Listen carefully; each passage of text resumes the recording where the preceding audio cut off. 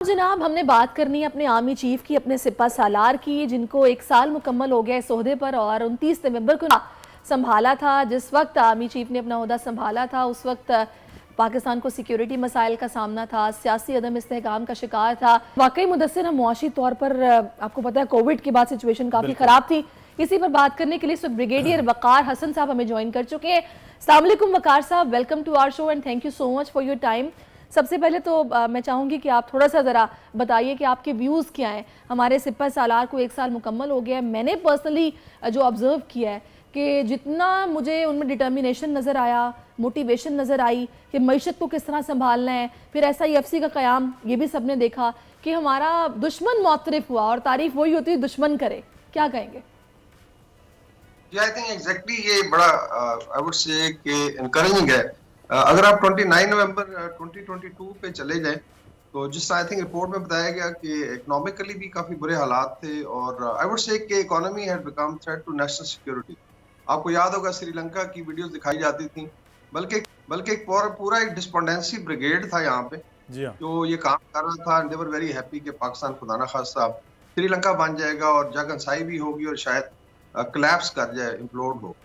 तो ऑनेस्टली इस तरीके से एक परसेप्शन थी जो बाहर से अंदर से और उसमें किसी हद तक जो इकोनॉमिक कंडीशन थी, जिस तरह अभी आप देखें कर्जा जात हैं, उसके बाद IMF के साथ डील्स, अदरवाइज इंडस्ट्री आपकी बैठ चुकी थी and then of course dollar जो है वो राइज कर रहा था।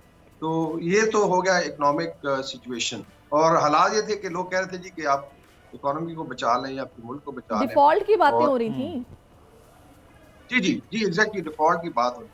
आई थिंक वहां से अगर आप कवर करें and if you compare it with I think last 15 years का अगर आप टाइम देखें तो ये जो 2022-23 का ये जो साल है, आई वुड से कि ये बड़ा इपॉक मेकिंग भी है और एक तो ये कि कॉन्फिडेंस भी आया कौम में, ये बड़ा जरूरी होता है।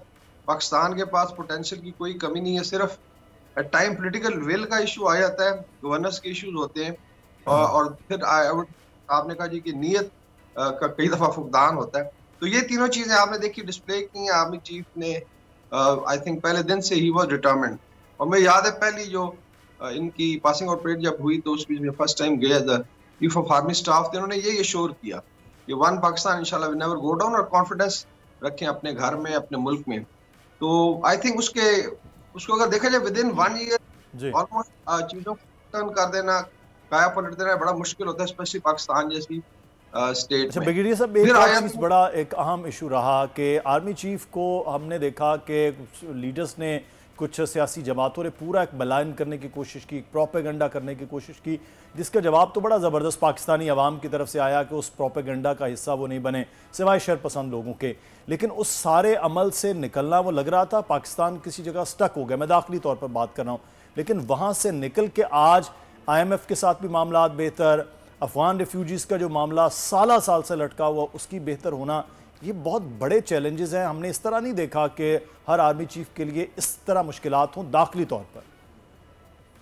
ये एग्जैक्टली उसमें अगर आप देखें specially if you then focus जो मिडल ऑफ जो ईयर है अराउंड 9 मई वाला, इसमें आई थिंक एक लास्ट अटेम्प्ट की गई थी कि वन इसको स्टेट को इम्प्लोड किया जाए, दूसरा इस तरीके से फौज में खुदा ना खास्ता बगावत की जाए। हालांकि ट्रेडिशन है फौज 1947 से कभी नहीं हुआ, इट स्टैंड्स बिहाइंड चीफ। जरूरी भी यूनिटी ऑफ कमांड के बगैर फिर आपके पास ऑप्शन है, सीरिया है, लिबिया है, इराक है, आप कर लें। तो ये I think last ditch effort थी जिसको नाकाम किया था थ्रू प्रूडेंस। अगर आप देखें वो खुद बाहर थे लेकिन चेन ऑफ कमांड ने कोई झोल नहीं था और उसमें आई थिंक फिर ये था अकाउंटेबिलिटी विद इन मिलिट्री की गई, स्पेशली आर्मी में और विदाउट फिर भी जो काम हो रहा है। आई थिंक ये भी एक बड़ी रीजन है कि अल्लाह ताला ने फिर एक मौका दिया कि चीजों को उन्होंने अपना दुरुस्त सिमत की तरफ डाला। अभी अगर आप ट्रेजेक्टरी देखें development, economic development, security, Afghanistan का किया जो रिपेट्रिएशन हो रही है, ये बहुत मुश्किल डिसीजन है फॉर एनी मिलिट्री और पॉलिटिकल लीडर पाकिस्तान में, बिकॉज इसके ऊपर आपको पता है प्रेशर ग्रुप्स हैं, इसके अंदर वोट बैंक है, लोगों के इंटरेस्ट हैं, इवन माफियाज के इंटरेस्ट हैं। बिल्कुल। अच्छा, बड़ा अब इसमें वकार साहब एक चीज़ और भी है। आप देखिए कि बिजनेसमैन कम्युनिटी जो है वो किसी भी मुल्क में ना रीढ़ की हड्डी की हैसियत रखती है।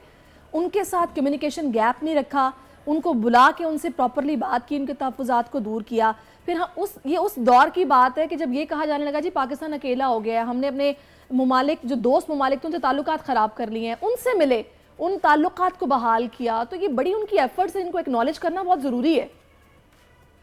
ये स्पेसिफिकली क्योंकि एक इंटरम सेटअप भी साथ साथ चल रहा था, अगर देखिए ओवरलैप है पीरियड का, तो टाइम जो इंटरनेशनली जब आप जाते हैं बातचीत करते हैं, या जिसको हम कहते हैं पब्लिक डिप्लोमेसी, जिसमें आर्मी चीफ भी कर लेते हैं जब भी मौका मिले टू सपोर्ट द गवर्नमेंट, उसमें बड़ा आई थिंक एक वीकनेस होती है जब आपकी interim government, because generally people say कि will wait for the next election और लीडरशिप आएगी, लेकिन आई थिंक इस पीरियड को भी पूरा एक्सप्लॉइट किया। अभी हाल ही में आई थिंक आपने देखा मिडिल ईस्ट का उनका था, और बाय एंड लार्ज जो मिडिल ईस्टर्न कंट्रीज हैं, चाइना है, even the west, they would look at military कि आप अश्योरेंस दे दो चीजें इंशाल्लाह ठीक हो जाएगी। तो उसमें SIFC का आई थिंक जिक्र बड़ा जरूरी है, although it's a government initiative, जिसमें फौज का बहुत मेजर रोल है टू फैसिलिटेट थिंग्स।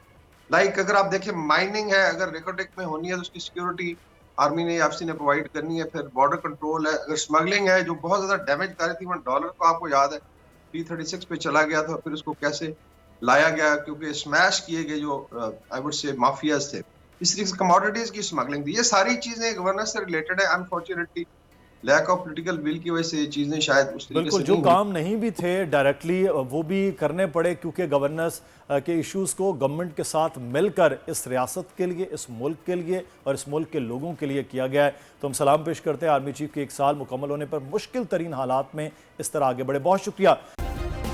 सब्सक्राइब करें और बेल दबाएं ताकि कोई खबर रह न जाए।